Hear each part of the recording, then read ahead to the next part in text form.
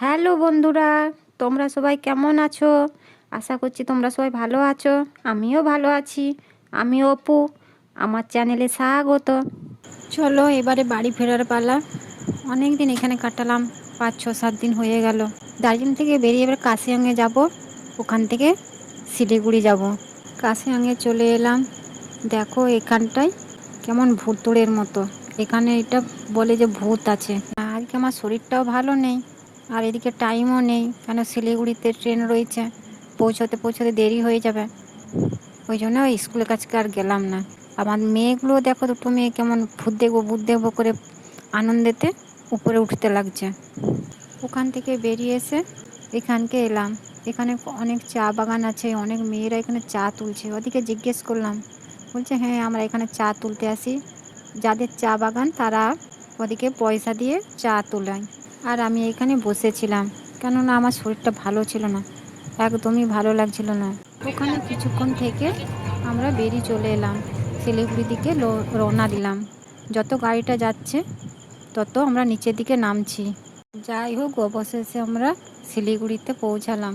তারপরে হংকং মার্কেটে গিয়েছিলাম, বাজারে টুকিটাকি জিনিস কিনে স্টেশনে চলে এলাম।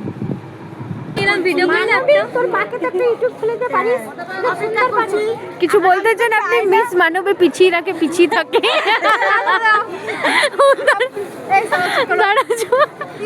আমি আমি মিস মানবে অপুর দিন চর্চা, অপুর দিন চর্চা। দেখো আমার ফোন এসে গেছে। আপনাদের সাথে আমি অপু দিন চর্চা ব্লগে পিছিয়ে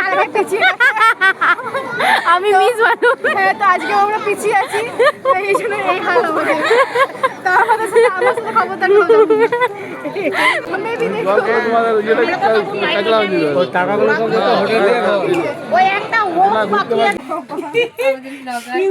ওদের নাম আমি ভুলেই যাবো, আমি ডিলিট করে দেবো, আমার মেমোরি লস হয়ে যাবো।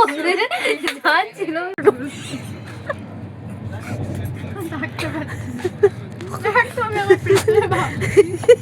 বলছে 1 নম্বর 2 নম্বর। আমি যদি ভেতরে কত স্ট্রাগল করে গিয়ে শুনি এই বাইরে লোক